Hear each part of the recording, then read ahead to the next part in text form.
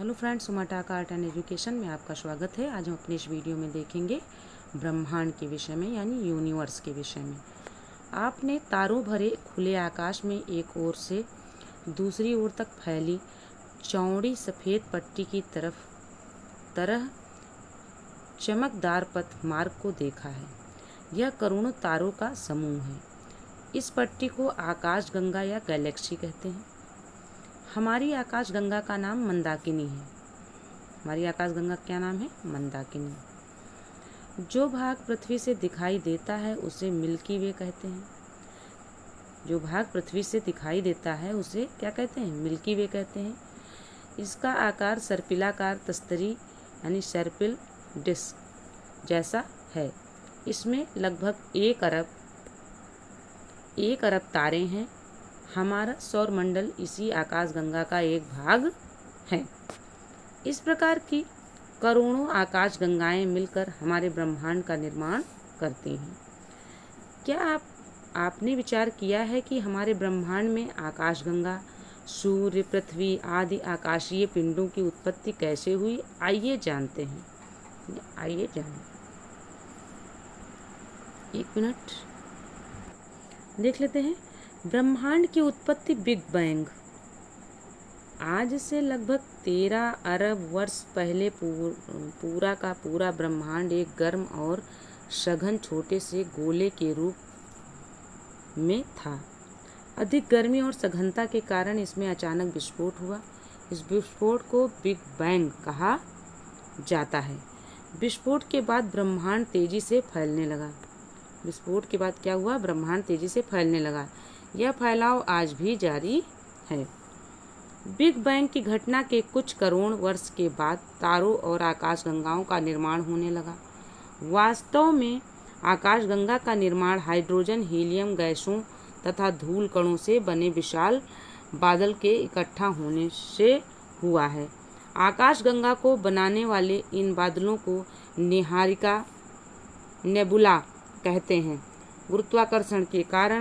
गुरुत्वाकर्षण के प्रभाव के कारण इन बादलों से गैसीय पिंड बने, जिससे तारों का निर्माण प्रारंभ हुआ।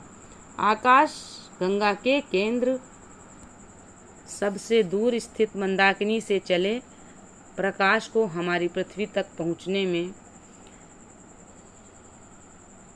1000 करोड़ वर्ष लग जाएंगे।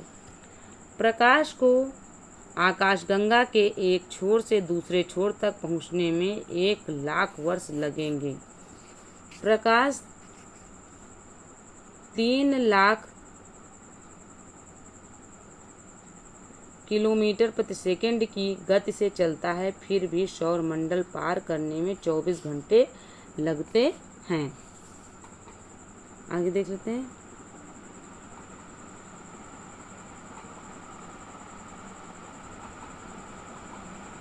ये चित्र आप देख सकते हैं।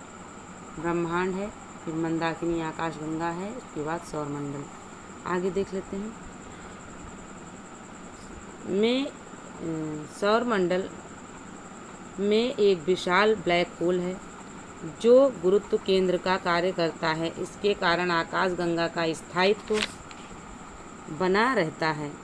हमारा सूर्य अपनी आकाशगंगा में लगभग 100 अरब तारों में से एक तारा है।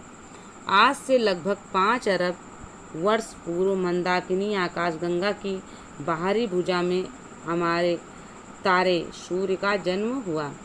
सूर्य अपने